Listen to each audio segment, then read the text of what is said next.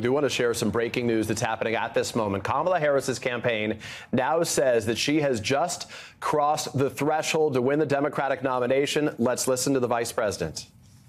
At the Democratic National Committee, the DNC, has been extraordinary, and I know how hard you work. So, Jamie, thank you for everything that you are doing. And to everyone on the call, thank you for your hard work and all you have been doing over these last many, many, many months. And I know that we are excited about the future, but we also know that we got a lot of work to get there, and we have a lot of work to do. It's good work. We like hard work. And I just want to thank everyone for joining this call. Listen, I think we all approach our campaign with the same spirit, including that this is truly a people-powered campaign. And I would not be on this call right now and with you all were it not for your support and your trust, for which I am deeply grateful. I am honored to be the presumptive Democratic nominee for President of the United States, and I will tell you the tireless work of our delegates, our state leaders and staff has been pivotal in making this moment possible. And your dedication cannot be overstated. Your dedication to our country. You know, I know we all feel this way so strongly. We love our country. We believe in the promise of America. And that's what this campaign is about. So, of course, I will officially accept your nomination next week once the virtual voting period is closed. But already I'm happy to know that we have enough delegates to secure the nomination. And later this month, we will gather in Chicago, united as one party, where we're going to have an opportunity to celebrate this historic moment together. And again, this campaign is about all of us coming together, people coming together from every walk of life, every lived experience, and being fueled by our love of country, knowing that we are prepared to fight for the best of who we are. We believe in the promise of America, a promise of freedom, opportunity, and justice, not just for some, but for all. And ultimately, in this election, you all have heard me say many times, we each face the question, what kind of country do we want to live in? Do we want to live in a country of freedom, compassion, and rule of law, or a country of chaos, fear, and hate? And the beauty of our democracy is we each, every one of us, has the power to answer that question. And that is why I say and know the power is with the people. So here's the bottom line. I say to all the friends on the call, we are going to win this election. And it is going to take all of us, whether it is making calls, connecting with our communities, engaging online, or even talking with people where we go every day, whether it be to the grocery store or our church. We are going to talk with people about the fact that we are all in this together and we stand together. And so let's let folks know that our campaign is about the future, and it's about an expansion of rights and freedoms and for the opportunity of everyone to not just get by, but to get ahead. So November 5th is 95 days away. And North Carolina, for everyone there, you're kicking us off with absentee ballots that are being sent in just 35 days. So we are in this, everyone. We are in this. We are on the road. And, you know, it's not going to be easy, but we're going to get this done. And, as your future president, I know we are up to this fight. And when we fight, everyone will say in unison, we win. So thank you, everyone. Please take care. And I can't wait to see you in Chicago. And thank you again, Jamie. Thank you so much, Madam Vice President and Chair Harrison. You have been listening to the Vice President of the United States, Kamala Harris, there as part of what was a live stream from the Democratic National Committee conducting, beginning yesterday into today, what is its virtual roll call, as they had to make sure that they had their nominee secured ahead of their convention to make sure that that nominee's name was on the ballots in all 50 states. There had been some challenges that had existed, including in the state of Ohio, that if it didn't happen by then, it wouldn't occur. Suffice to say, they have until Monday for the number numbers to change, but it appears increasingly clear that Kamala Harris will be the Democratic Party's official presidential nominee. Eugene Robinson, Monica Alba, Dasha Burns all joining me again right now. Eugene, just to you, and I know we've talked about this, but remarkably, it was only, 12 days ago that Joe Biden dropped out of this race. And all of a sudden, we have seen a party just coalesce in ways that no one imagined possible 13 days ago here. Your reaction to this effectively historic moment? I was just going to say that. It's a historic moment. And the past 12 days, think about that. It seems like at least 12 weeks, maybe 12 months. It has just moved so fast. It is remarkable that the Democratic Party coalesced around the Harris candidacy as quickly as it has, with as few fractures as it might have had. We should look at history. I mean, this is the first time a major party will have nominated a woman of color to become president of the United States. These things are always sort of impossible and out of reach until they happen. And one of these milestones we reached in 2008 with Barack Obama. Who knows? Maybe there will be another milestone this year as well. But the campaign's on now. It's on. No, I think you're exactly right. Monica, I want to get to you for your thoughts on this, because we just heard from the vice president moments ago saying that we're on the road. We're going to be on the road. Well, in earnest, they'll be on the road like we haven't seen in quite some time over the course of the next week, beginning Tuesday in Philadelphia. And that is the first of many stops that we are told by the campaign that the vice president is going to be making with her yet to be announced VP pick. What does that next sort of couple of weeks look like for Kamala Harris and co.? Yeah, this already was a bit of a sprint to Election Day for the now Harris campaign, Peter. But we really are going to see that in action next week once they do announce her running mate and once they do kind of hit the ground, literally running to those different battleground states over the course of the week. They're going to be basically having events every single day, and then they want to kind of use some of that energy to start to build up to the Democratic National Convention in Chicago. And we should point out that the way that this happened today is a little bit wonky. It's a little bit funny with the virtual roll call. But as you noted, that Ohio ballot deadline was critical on August 7th.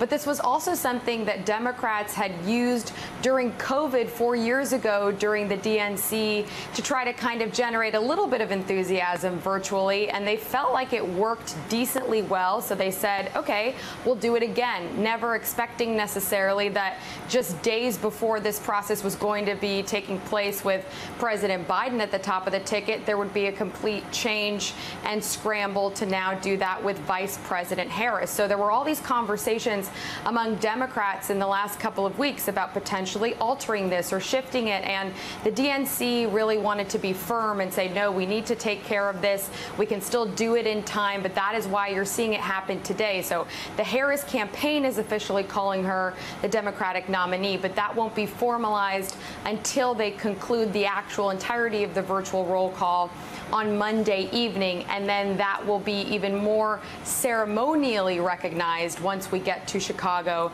and the Democratic National Convention. So the next couple of weeks are all about the vice president continuing to lay out her theory of the case for this election. As you saw in those remarks there, she's talking about it may not be an easy road, but she has sort of coined her own motto for this race, which is when we fight. And she said, and really reference that call and response that we've seen now at some of her rallies. She says, quote, we win. So that was her message, acknowledging the Democratic apparatus that has gotten her to this point and really trying to lay that out in terms of the momentum and the enthusiasm they want to see keep building here in these coming weeks, Peter. Dasha, I want to ask you a question as well. The Trump perspective on some of this right here. It was notable that Kamala Harris made clear to those who are on this virtual roll call with individuals around the country joining and now a national news audience watching it as well, that just 35 days exist between now and the absentee ballots going out in the first state of North Carolina, the Tar Heel state. And it's notable because North Carolina has now changed its election law to require mail-in ballots to arrive by 7:30 p.m. on Election Day rather than within 3 weeks with a proper postmark. The Democratic governor, Roy Cooper, who had originally been on the list of possible VP picks, tried to veto that package, called it a scheme to discourage young and minority voters here. We saw the way that Donald Trump addressed voting early and absentee ballots in 2020. Has his position changed on that issue, knowing how it failed him then? Oh, completely. The Trump campaign, all of their allies have now been pushing their voters, their supporters, to vote absentee, vote early, or vote on Election Day if they like. I mean, that's been a message he's actually tried to deliver at his rallies and throughout different advertisements. It's an interesting switch, but Peter, when I talk to voters, it's not necessarily landing. I mean, he spent years talking about how absentee voting is fraudulent, which of course is false, but his supporters have gotten the message. So when I go out there and I ask people if they're open to voting by mail, they're still incredibly skeptical of that. And that's something that the Republican Party knows could be detrimental. They're trying to change the framework there, but I don't know if it's necessarily going to work. Just another challenge for them as they try to figure out a strategy against this new opponent that presents a completely different dynamic, Peter. On a day where history has been made, the Harris campaign announcing today that the vice president has secured the Democratic presidential nomination, making her the first black woman to be at the top of the ticket for a major party as a presidential nominee. The results won't be official until the roll call closes on Monday, but this afternoon, Harris crossed the delegate threshold to clinch the nomination during a virtual roll call. She dialed in to a campaign call shortly after that moment, and here is what she said. Here's the bottom line.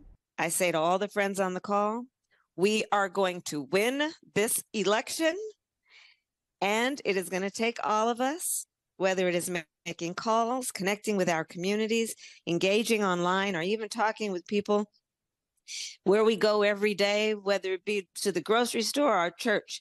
We are going to talk with people about the fact that we are all in this together and we stand together. And so let's let folks know that our campaign is about the future, and it's about an expansion of rights and freedoms and for the opportunity of everyone to not just get by, but to get ahead. Harris will accept the nomination in Chicago at the Democratic National Convention in just under 3 weeks. President Joe Biden, reacting to the news, posted this photo of the two of them together and tweeted, quote, "One of the best decisions I've made was picking Kamala Harris as my vice president. Now she will be our party's nominee. I couldn't be prouder. Let's win this." Vice President clinching the nomination caps off a remarkable second week for the Harris campaign. This morning, the campaign announced that it had raised a whopping $310 million this month, more than double what the Trump campaign raised in that same time. The Washington Post reports this on what's behind those fundraising stats. Quote, 2/3 of the $310 million that Harris raised in July came from first-time donors, according to the campaign, in an indication of the momentum that Harris built after Biden dropped out. Some 94% of those donations were under $200, and in a sign that the enthusiasm around her campaign extends beyond just memes online, the Post says that, quote, her campaign reported having 10 times the number of donors in July as the previous month from Gen Z. Similarly, the campaign said it had 8 times the number of millennial donors. Some 60% of donors in July were women. It's also been a week in which the vice president's diplomatic work is paid off in spades. Last night, she and the president greeted 3 of the Americans detained by the Russian government. Here she is with Wall Street Journal reporter Evan Gershkovich. That prisoner swap, the largest since the Cold War, is the culmination of years of work that included Harris personally lobbying European allies. Now, Team K preparing for the fight ahead after much speculation about what Harris might, Harris might bring in from the outside to help run her campaign in senior positions. She announced a number of key players from Obama's winning campaigns in 2008 and 2012. 2 of them will be highly familiar to viewers of this network. David Pluff, a man who was Barack Obama's campaign manager in 2008, his senior advisor in 2012, as responsible as anybody other than Barack Obama for putting him in the White House and keeping him there, and Jennifer Palmieri, who worked in the Obama White House and was the communications director for Hillary Clinton's 2016 campaign, also one of my co-hosts on Showtime's The Circus. All of it, a prelude to Harris's first big decision, the biggest decision, the one that she really has to get right as a presidential candidate, That would be her choice for vice president. That's going to be coming sometime very soon. And that is where we start today. Joining us, Michael Steele, former chairman of the Republican National Committee and now the co-host of MSNBC's The Weekend, plus senior vice president of communications for Emily's List, Christina Reynolds, and here at the table for the hour, host of MSNBC's Politics Nation and president of the National Action Network, Reverend Al Sharpton. Rev, I want to start with you just because I have you here right in front of me. Running for president's hard, as you know. And if you get suddenly put in the position that Kamala Harris has put in, it's really hard, just out of nowhere. And the last 2 weeks, I would say, she has been flawless as a candidate. I'm curious if you can talk about what you've seen from her in these 2 weeks and the team she's built and the momentum that she's summoned. What has impressed you most in that 2 week span? I think that she has been flawless, which is what has impressed me most.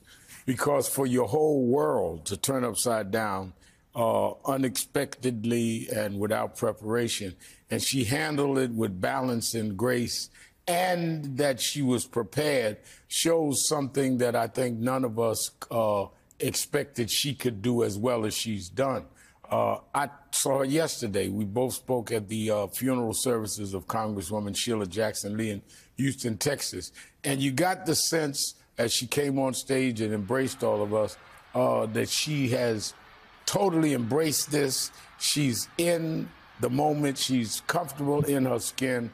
And it takes that to really run this kind of campaign, that you're not being shaped and molded. You own this. And she gives me that kind of air yesterday when she took the campaign the night the President Biden withdrew. I talked to her on the phone. I think she is ready for this. And she has the security to build a team around her.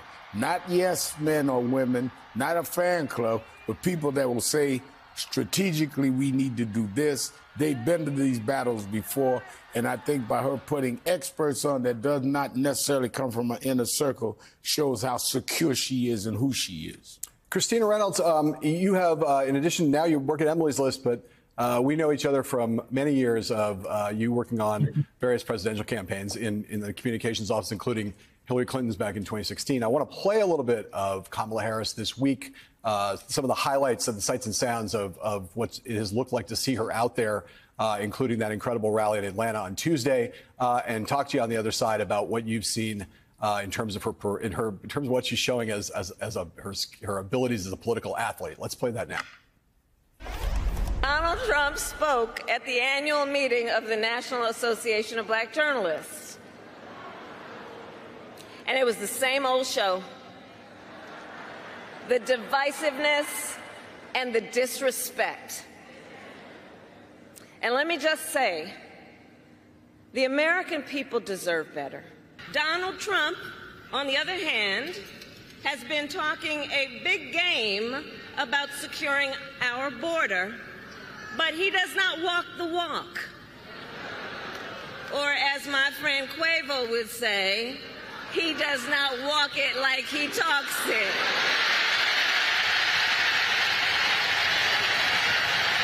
So last week, you may have seen, he pulled out of the debate in September he had previously agreed to. Well, Donald,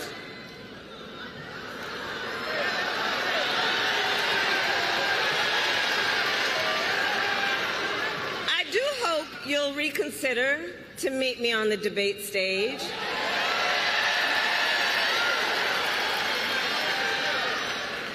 Because as the saying goes, if you've got something to say, say it to my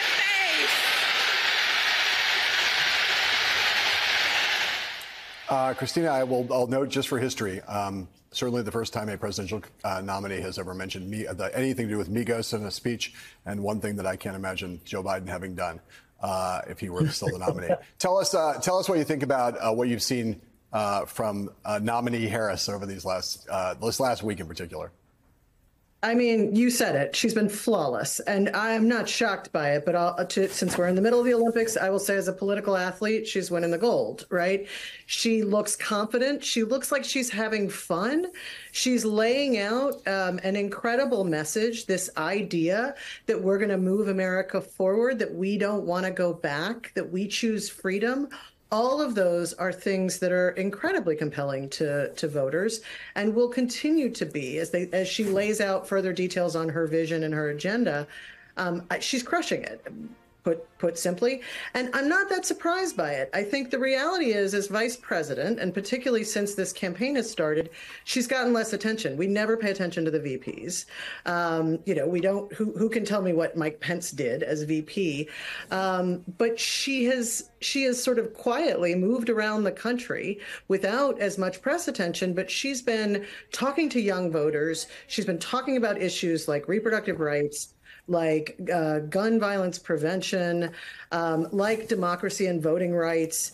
And she's been winning voters over. And so I'm not shocked that this has come together, but she's been flawless. And I think we're gonna see that all the way through to Election Day.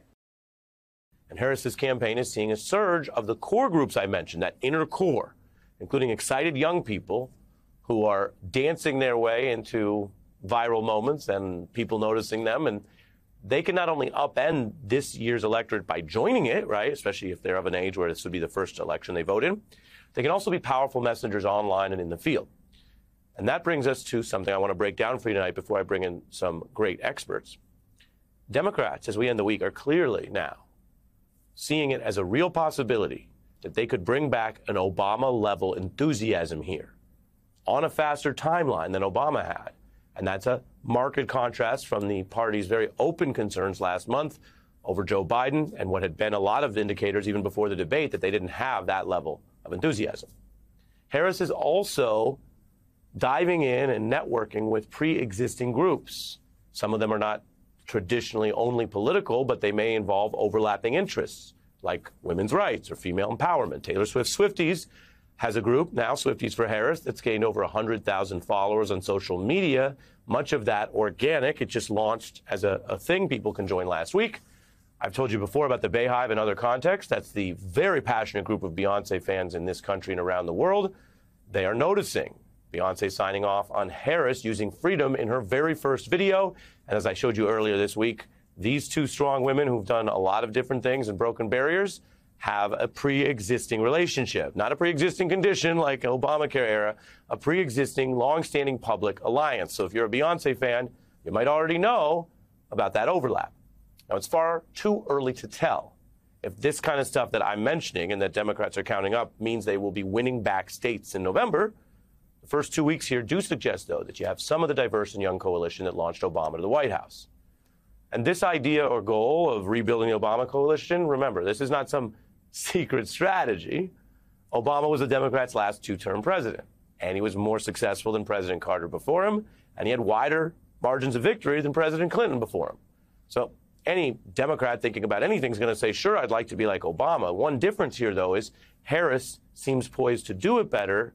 She is also a Democrat who has been in these trenches. I want to point that out to you here. For example, she's talked up that goal in 2019 during her primary presidential campaign. We need someone on that stage who has the ability to go toe-to-toe with Donald Trump and someone who has the ability to rebuild the Obama coalition and bring the party and the nation together. I believe I am that candidate. Many Democratic voters agreed on that goal, rebuild the coalition. They did not agree with her that she was that candidate in that moment. I showed you that clip there from 2019. Indeed, it was Obama's own vice president, who had almost been fully counted out of that race after losing Iowa and New Hampshire, that the Democratic Party turned to. And the big reason we know Veep stakes matter as we think about Harris announcing as soon as next week, well, once you pick a VP, they are in that very key driver's seat.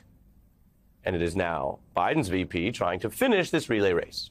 Now, you saw some of that grassroots energy I mentioned, from the donors to the young people, but that's one piece of it, and you can't do an Obama coalition without the members of the coalition. That's what you ultimately hope to build in a campaign. And the Trump effort is trying to rebuild what was their coalition the year that they won the Electoral College. So we know about that. But who's doing the building? Well, that brings us to more news tonight. The Harris campaign just brought on Obama's famous architect for his victory, former campaign manager David Pluff. Now, he is one of the Democratic Party's most successful and respected strategists, author of The Audacity to Win, which tells that story. He is kind of one of the key visionaries then and now of the Obama network, which is still the most sort of popular, widespread, victorious element of the Democratic Party. And again, it bears repeating, even if it seems obvious, Biden is a product of that Obama network and that coalition. Now, many had, of course, also sought after Pluff as an expert and speaker on politics, including, we should note, across MSNBC in this and other election years. And these are the headlines. Harris building out the campaign specifically with Pluff and these Obama aides. That's how the Times put it. And the White House communications director from the Obama era, Jennifer Palmieri. The campaign is also trying to do two things at once. They're emphasizing today, and we've seen this in their statements, that they're keeping all the Biden campaign leadership intact. They say they're going to be basically adding, not subtracting. Now, Harris made a point of attending that cold 2007 rally when Obama first launched his presidential bid. And remember, it was a big deal, but he was seen as a challenger to the more likely famous Democratic Party name, the semi-incumbent of Hillary Clinton. You can see a photo also that Harris took there that's from the Facebook with both the Obamas. Now, that was an event in Illinois where this year's Democratic Convention is being held, and Harris also hit the Iowa caucus for Obama and later recounted the organizing, the field work, and the weather in that effort. I remember being in Iowa, Des Moines. It was really, really cold. Christmas through New Year's, and everybody was there. You know, us Californians, we didn't really know what to wear. So we just layered. The president we just celebrated his first 100 days, and we couldn't be more proud because it was the most work that any elected president of the United States in recent memory has actually accomplished. Not just talk, but accomplished. From his first days, he did what he promised us he would do, and he has only just begun. Only just begun. Now, if you are into history or politics or news junkie, it's just interesting to look at that and look at the younger Harris and look at the rise. But the point isn't simply that these two barrier-breaking figures have this connection across recent history, although they do. The point I'm sharing with you here as we end another busy week in American life and politics is that Harris was actually engaging on the ground early in the field. And that means she has a deeper primary experiential knowledge and texture for what the Obama campaign was doing at the time. So she can try to pair the inspiration of a barrier-breaking candidate, because you don't just get people out in the cold for nothing, but she might pair that with actual years-long developed knowledge of the grassroots movement organizing that happened in that campaign, and something I've been telling you about long before Kamala Harris jumped in this race in this topsy-turvy year. Some of the more successful candidates these days, whether it's Harris, as we're seeing in the last 2 weeks, or AOC, who came out of nowhere to beat a member of the Democratic establishment, the third piece is something Obama also had. A pretty modern, open-minded posture towards American culture and the internet, which helped Obama leap past opponents before some of them even knew what was happening. Now, again, David Pluff was as central to that organizing as Obama was to the vision, the messaging, the policy. And while the past doesn't repeat itself exactly, Harris actually is trying to do a lot more with less time than Obama 1.0. So it's not the same playbook. And if it were a playbook, you'd have to condense it down instead of whatever. 4 quarters of a football game, you'd have, I don't know, maybe the fourth quarter. But here we are in the first 2 weeks, and her supporters are, on some measures so far, doing exactly that. More, faster. Breaking fundraising records from Bernie to Obama. It's not a secret that time is short. It was part of the conversation that any Democrat with a pulse heard during the difficult debates over President Biden and whether he should stay or go. And President Obama has, by the way, returned the interest and the favor, if you will, to Kamala Harris. He has backed her at every step of her career, from San Francisco DA to the Democratic nomination. A dear, dear friend of mine, so I want everybody to do right by her. San Francisco District Attorney Kamala Harris. Kamala Harris knows you've got to be fearless against the special interests. As Attorney General, Kamala fought the big banks that took advantage of homeowners across the country, and she won. As your senator, Kamala Harris will be a fearless fighter for the people of California every single day. And my friend Kamala Harris, he's chosen an ideal partner who is more than prepared for the job. Michelle and I couldn't be prouder to endorse you and to do everything we can to get you through this election and into the Oval Office. That's not nothing, especially not in Democratic politics, where the Obamas remain the most popular figures, and in a season where there's been so much talk about how this would go down and is it legitimate and how it'll all work out. When you have Barack Obama saying then on the way up and then at the VP level and then about a week ago, hey, this is the one, well, that might help you rebuild the Obama coalition. You also need the voters. New voters, a record 142,000 of them registered in the first week of this Harris campaign, most under 35 years old. We have more on the youth vote later in the hour. There's an uptick in voter registrations in some key states like Virginia, Massachusetts, and North Carolina, where Republicans recently took out ads. That's a state Democrats have only won once in the last 40 years by, guess who? Barack Obama. Now, as for that inner core that I mentioned, over 170,000 new volunteers are joining the campaign. That's different than just voters because they could be in any given state but do a lot of good work and help as far as the campaign's concerned. So that's where the young activists who might be in a state that's already fully red or blue and aren't going to swing their state might be key to raising money or traveling and helping this campaign, which has a lot to do in a hurry. So Harris has these multiple links to Obama, his approach, his movement organizing, as mentioned. And we checked the archives. Remember, when you take it all together, she's not new to this. We are here because we understand that re-electing this great president is about us, it is about our children, it is about our grandparents, it is about our grandchildren, it is about our community, it is about our present, and it is about our future. It is about dealing with the fact that we need leadership at a national level who stays true to the courage of their conviction. The American dream belongs to all of us. And if we can work together and stand together and vote together on November 6th for President Barack Obama, that's a dream we will put within reach of all our people. Sometimes the breaking news is about recent news, sometimes it's about recent history, and sometimes, if you're old enough to remember something from 15 or 20 years ago, it starts to feel like ancient history. Tonight is one of those nights. At the top level are these numbers, this Obama movement and energy, and the hires of people like David Pluff. That's kind of the outer level.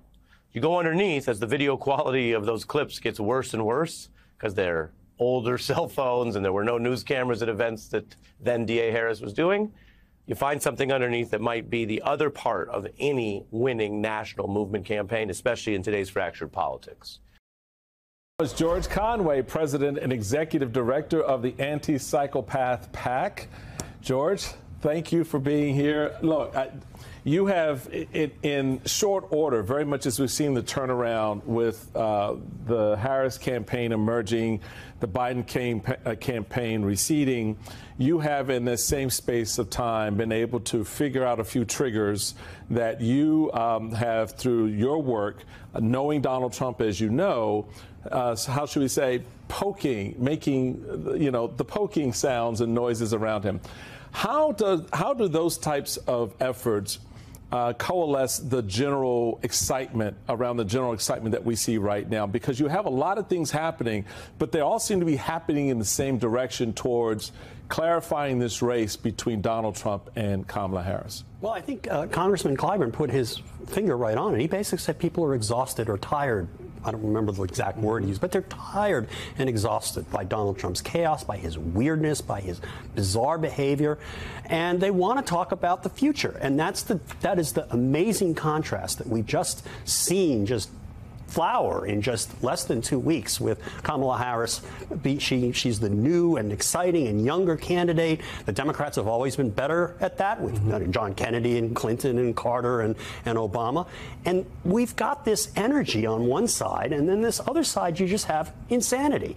And people need it. And what we've been trying to do is to remind, with the Anti-Psychopath PAC, we're trying to remind people of the craziness and the chaos because they've forgotten about it. A lot of people have forgotten about it because Donald Trump was deplatformed after January 6th. He's been off the radar screens. People haven't been watching his speeches in full bloom as they might now. And now they're saying, oh gosh, I remember.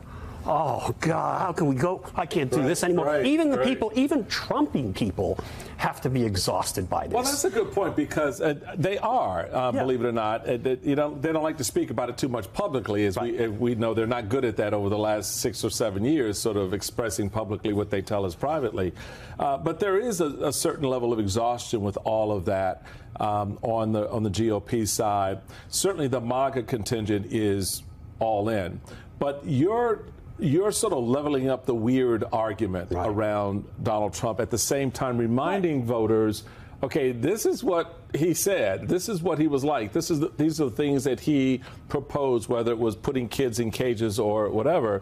Is it getting under his skin? Yeah, absolutely is getting under his skin. He issued a Truth Social post attacking me personally for taking out ads that he saw and did not like, and he got angry at Fox News because we put a lot of those ads on Fox News. They ain't going to turn down the money. So. Well, they ain't going to turn down the money. Certainly local cable channels won't do it. Transactional. And we got to, just to be on the safe side, so in case he goes into the clubhouse, we did some on ESPN and the Golf Channel. So he's coming in from the front nine to splash water on his face, and he can watch his craziness on television, courtesy of us. So that's what we're trying to do. We're doing that. That's part of. I mean, look, we have 4 purposes. One is to educate the public on his mental illness, his mental disorders, his psychological disorders. 2 is to explain why those make him dangerous. He's a clown, and people laugh at him, and that's part of the reason why they don't take it seriously. So but he is an ill man and should not be anywhere near any lever of power. 3rd is to get the press to talk about what they have consistently refused to talk about. I mean, there's a book written by a former executive editor of the Washington Post. They said, "Oh no, we're not going to talk about Trump's personality disorders." And 4th is to trigger him into demonstrating those disorders. And we've done it. And in his, after he had that disaster in front of the National Association of Black Journalists, he had a rally that night, and he started talking about, these people want to say that I'm cognitively deteriorating, and then he talked about Hannibal Lecter again, about Lecter being a psycho. It's like, well, those are words we were using. He's got in it. If you get in his head about a specific criticism, about something he's sensitive about, and he knows he's a fraud. He knows he's a pathological liar. That's why he didn't want to get fact-checked the other day in Chicago. He knows he's not that smart. That's why he always says he's a stable genius and pretends to be the smartest person in the world. He knows he knows he is not these things he has professed to be. I mean, on that point, about sort of projecting this air about him. You had this interesting interview with Maria Bartiromo, in which she asked him about debating. Let's take a quick listen to that because it feeds into what you're saying. Are you going to debate her? Well, I want to. We're leading in the polls, it seems, by quite a bit still. She's better than he is, but I think ultimately she'll be worse than him. She's more radical than him. He was a phony. I got one word for that. Wuss. He is a wuss. He is scared of her. She will run circles around him, and he knows that. He knows it. He knows that. And all she's got to do, I mean, she's got the perfect happy warrior demeanor to do this, is make fun of him to his face. She's talking about, say it to my face. Well, she will say it to his face. And then when he says something insane, she will just roll her eyes and laugh and cackle, and it will make him look incredibly weak. She will destroy him. George Conway. And joining us now, MSNBC political analyst, Democratic strategist Basil Smikle, and Republican strategist Susan DelPerso. Always great to see both of you. Let's talk about the beefsteaks, because all eyes are on this decision. Susan, we know Kamala Harris is expected to be with her running mate as soon as Tuesday in Pennsylvania, Josh Shapiro's home state, although she's meeting with a number of contenders this weekend, we're told. Who do you have your eye on? Just two. Josh Shapiro, governor of Pennsylvania, and Senator Mark Kelly out of Arizona. Why do they stand out to you? Because I think they both bring the most to the table. They're both respected moderates, first of all, which will be appealing to another group that Harris will have to appeal to, those anti-Trump voters who have to get off the couch and go vote. But Shapiro, great in Pennsylvania, 61% approval rating. I mean, that's just off the charts. Good chance he could deliver it. However, I don't see how he plays in what other states he could play well in. Whereas Arizona, half the electoral delegates, but it's a border state. And Mark Kelly has such a great story to tell. He's a combat fighter. He's a former astronaut. His wife, Gabby Giffords, survived a shooting, and he and her have just been out there on gun safety. I think he plays in more time zones, maybe, is what I'm trying to say, than Josh Shapiro. And not because of the personalities, just because of the resume. But, of course, there's also the issue of the control of power in the Senate, and he's a senator, just one other, that could be and just a one other challenge, thing. right? Well, yes and no, because a lot of people, because the Senate's so close and Joe Manchin's not running in West Virginia, it's kind of seen that the Senate probably will flip. There's just too good of a chance of it happening. But one other thing I should have mentioned about Kelly is immigration reform. It's a border state. And he's really good on the issue. And he voted as a senator for that bipartisan deal that was rejected by a lot of the Republicans in the Senate. Basil, as Eli mentioned, Donald Trump's really kind of downplayed the VP, the running mate position. And, of course, that comes as J.D. Vance has been in the spotlight for all the wrong reasons lately for controversial comments he's made in the past. Right. What do you think? How crucial is this pick for Kamala Harris? So I agree with everything that Susan said in terms of the geographic benefits to different picks. I focus more on, or not more, but also on the synergy and energy. You know, there's a tremendous amount of momentum behind Kamala Harris right now. And one thing that I don't want to have happen is somebody that sort of deflates that a little bit, because their style's a little different. Their sort of joint energy's a little different. So I'm looking for someone who's going to complement her in the sense that she has a lot of energy on the trail. People are really getting behind her. Is this a person that is also going to generate some of that energy? Is this a person that she does see as a good governing partner and someone who's actually good at defending her? Because she's going to take a lot of the shots. She's already taking a lot of shots. And so is this a person that's going to be able to go into crowds, that's going to be able to go on TV and really articulate a strong defense of her, a strong affirmation of her candidacy? The one person that I think can do that, in addition to those that Susan mentioned, is Pete Buttigieg. Because if you listen to Pete Buttigieg on TV talking about the ticket when it was Biden-Harris, and I'd love to see him be able to talk about Harris as the top of the ticket, even if whether he's the vice presidential candidate or not. He is an extraordinarily good sort of person on camera and in communities, and excites a lot of young people. And I think that's a constituency that really needs a little boost right now. You mentioned the attacks that Harris is taking. So much of the conversation on those attacks this week have been from Donald Trump's comments and his ongoing doubling down, leaning into these attacks on her race, her racial identity as a black woman, even reposting new birther conspiracy theories about her. What do you make of the turn this race has taken? Well, people have said, well, this is Donald Trump just walking into something, didn't know what he was doing, made a mistake. This has always been who he is. Yes. It's always been who he was. Absolutely. The birther comments and conspiracy started with Barack Obama, 2007, 2008. This is not new. What is interesting is to watch him flail in his inability to find something that sticks against her, because everything that he's tried has become a tentpole moment for the Harris campaign and her supporters as a moment to sort of rally around her. You think about the Black Jobs comment, that became a thing. This notion that she just became Black, well, now everybody's like, hey, when did you become Black? When did I become Black, right? So now we're talking about it in a way he didn't want us to. He wanted African Americans to talk about what it means to be Black, thinking he's the arbiter of what that means, so that we could lessen and tamp down the enthusiasm for her. Instead, it's like, how dare you try to tell us or walk into this space thinking you know more about us than we know about ourselves. So that's how it's taken. It's now turned against him, and you could see that he does not know how to go after her. And it's amazing to watch. This man who thrives on being the most powerful person in the room, the ability to sort of whip his supporters into a frenzy, and does not know what to do next. Meantime, quickly, Susan, I do want to get you on this sort of line of attack or criticism we're seeing coming from the Harris campaign, labeling Trump and his allies as, quote unquote, weird. It seems to be getting to him. He responded this way in an interview just this morning.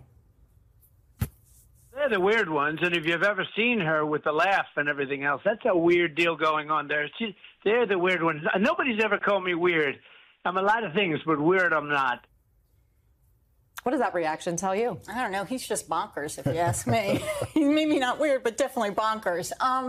What it tells me is, again, to Basil's point, he does not know what to do with it.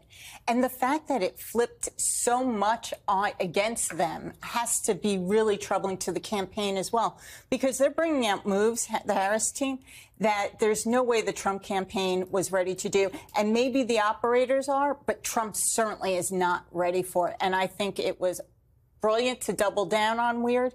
The stuff that they talk about is weird, and it resonates. Fighting for democracy is very important. I'm not suggesting it's not a good thing to say. But when you just say, look at them, they're weird, like all of a sudden you kind of go like, oh, yeah, I got it. On that happy note, thank you guys for joining us. Basil Smikle, Susan DelPerso, good to see you.